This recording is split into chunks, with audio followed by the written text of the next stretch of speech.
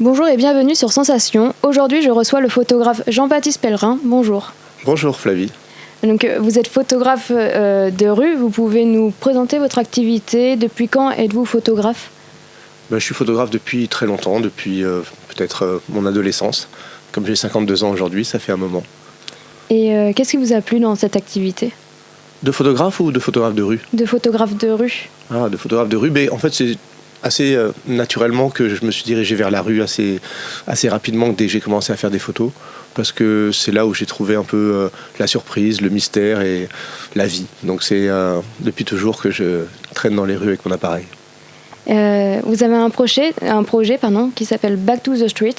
Donc il consiste à coller des photos dans la rue, les photos que vous preniez. Et donc d'où vous est venue cette idée ? En fait, ça fait très longtemps que j'avais envie de coller mes photos dans la rue. C'était quelque chose qui me travaillait depuis pas mal d'années. Donc j'avais un petit peu fait des ébauches de projets. J'avais même un jour collé des tirages comme ça, juste avec du scotch dans la rue. Il avait plu le soir même et tout était tombé le lendemain. Donc voilà, c'était une tentative ratée. Mais voilà, quelque chose qui ça me trottait dans la tête depuis longtemps. Et puis un soir il y a 6 ou 7 ans, je me rappelle plus très bien, je crois que c'est 2014. J'ai regardé Faites le mur de Banksy, le faux documentaire de Banksy, et dedans on voit Space Invader qui colle ces petites mosaïques avec de la colle et ses perches comme ça, et tout d'un coup je me suis dit mais voilà l'idée, peut-être collée sous forme solide, d'où l'idée de mettre mes photos sous verre et de les coller. Donc avant d'être connu, vous étiez dans l'anonymat quand vous faisiez ce projet. Et donc vous signez vos œuvres avec le hashtag Back to the Street.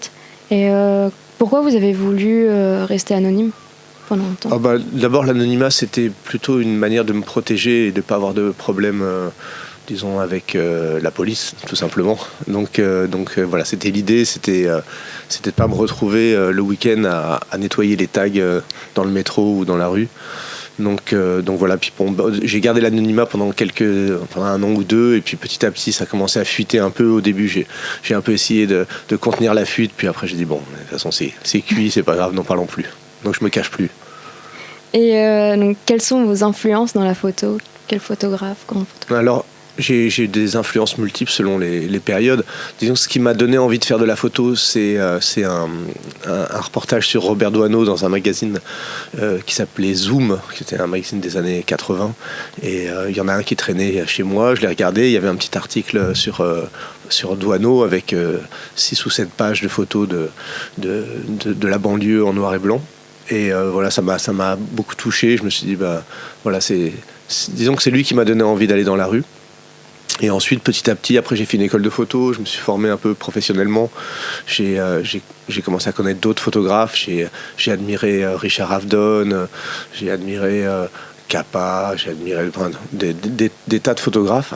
Et ensuite, même Steve McCurry qui m'a donné envie d'aller en Inde, où je suis allé beaucoup ces 20 dernières années. Et voilà, je ne sais pas si c'est finalement tellement des photographes qui m'ont inspiré plutôt que des photos en fait. Des photos de photographes ou pas d'ailleurs. Et donc vous avez été en Inde, comme vous l'avez dit. Vous avez été dans d'autres pays, vous avez fait... Je voyage un petit peu depuis un moment. Donc oui, je suis allé un petit peu en Afrique, en Inde, un peu en Asie, enfin en Chine, au Japon, à Cuba. Voilà, j'ai fait quelques petits voyages et j'aimerais bien continuer quand tout ça sera terminé. Et donc, vous faites beaucoup de photographie de rue, donc de personnes. Mais est-ce que dans les autres pays, vous faites aussi de la photographie de paysages, ou c'est essentiellement juste de la rue de personnes ? Non, je fais très peu de photos. Le paysage, non. J'en fais, exceptionnellement, si je me promène et que la lumière est magnifique, je vais faire une photo, ça peut m'arriver. J'aime bien faire des photos en général, donc si j'ai personne à mettre sous la main, je peux photographier un arbre. Mais a priori, je préfère photographier les gens, et c'est ce que je photographie aussi en voyage, partout où je suis. C'est plutôt les gens que je photographie. La plupart donc, de vos photographies de rue mettent en scène donc, des passants, comme vous l'avez dit. Est-ce que vous prenez tout type de passants, ou il faut qu'il y ait quelque chose de spécial ? Il faut absolument qu'il y ait quelque chose de spécial, mais après, je peux prendre tout type de patient. Qu'est-ce que je raconte ? Qu'est-ce qu'on a dit ? De passants. Je peux prendre tout type de passants, mais à condition qu'il ait quelque chose de spécial. Donc, j'aime l'idée de pouvoir prendre tout le monde, de toute classe sociale, de toutes origines, de tout âge, de tout ça. Mais il faut qu'il y ait quelque chose de spécial. Et ce quelque chose de spécial n'est pas facile à décrire pour moi. C'est quelque chose de l'ordre de l'attirance. Il faut que j'ai envie de faire une photo. Donc ça peut être la couleur, ça peut être une forme, une façon de s'habiller, un sourire exceptionnel, une manière de se déplacer. Je peux pas. C'est très difficile de dire pourquoi cette personne plutôt qu'une autre. Mais en tout cas, tout type de personne, ça c'est sûr. C'est même le but. Et est-ce que tout le monde peut être photogénique ou pas? Ça, je sais pas si tout le monde peut être photogénique. Je pense qu'on peut éventuellement tirer une bonne photo de tout le monde, surtout si la personne n'est pas au courant. Mais non, je pense qu'il y a des gens qui sont bien plus photogéniques que d'autres, pour des raisons plastiques, mais surtout pour des raisons de se sentir à l'aise devant un appareil. Et donc, est-ce que vous demandez l'autorisation aux passants pour les prendre en photo? Oui, je demande toujours. Je demande toujours depuis, ça fait 7-8 ans que j'ai volé mes photos depuis que j'ai commencé la photo jusqu'à il y a 7-8 ans.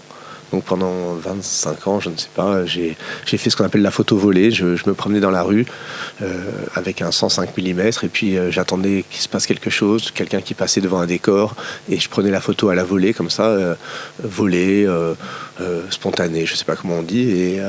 Et j'adorais cette pratique d'ailleurs. Que j'apprécie encore chez les autres, mais moi je suis passé dans une autre dimension qui est celle de demander et de faire la photo avec la personne.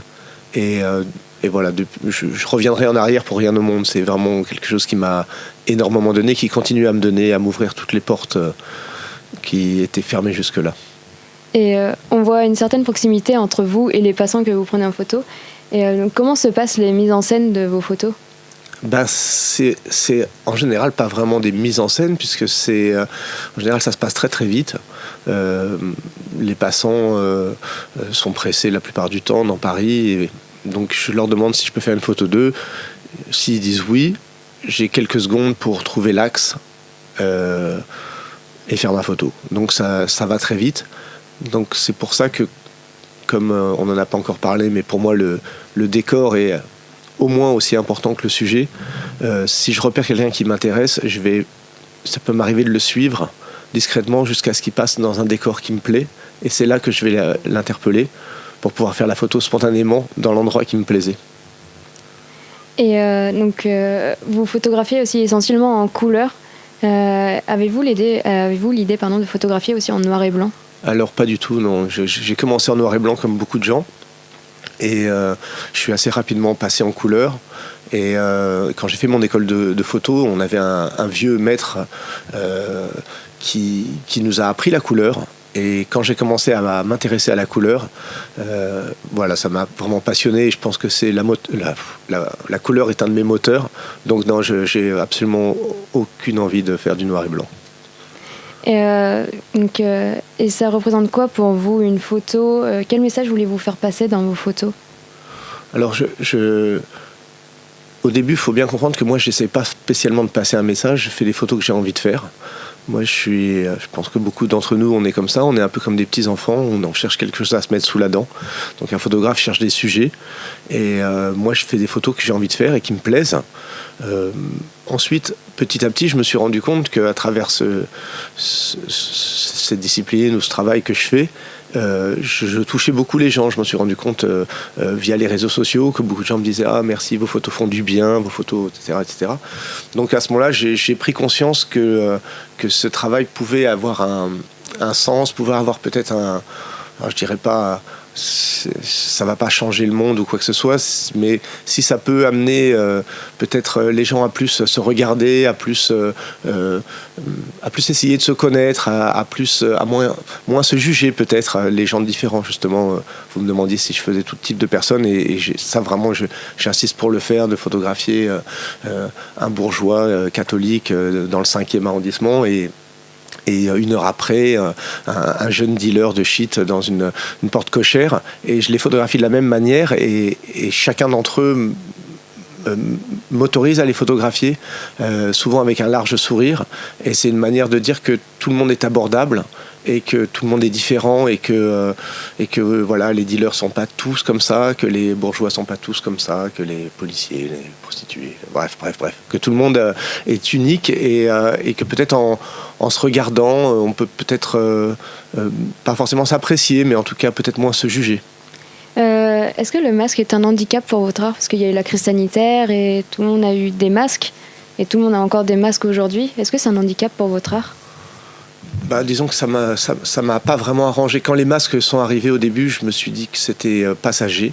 Donc j'ai eu la naïveté de penser que à la rentrée de septembre, il n'y aurait plus un seul masque dans Paris. Donc j'en ai profité pour photographier des gens masqués parce que ça me paraissait complètement dingue.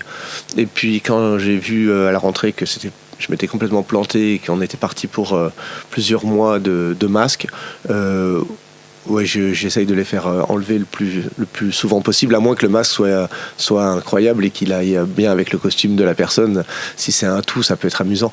Mais sinon, oui, j'essaye de l'enlever parce que oui, non, ça m'intéresse pas tellement d'avoir que la moitié du visage visible. D'accord. Donc, merci Jean-Baptiste Pellerin d'avoir été avec nous. On peut retrouver vos photos sur votre compte Instagram, donc JB Pellerin. Merci aux équipes techniques de l'ISCPA, l'Institut supérieur des médias de Paris. Vous pouvez retrouver cette émission en podcast audio et vidéo sur notre site et notre application Radio Sensation. Merci Flavie.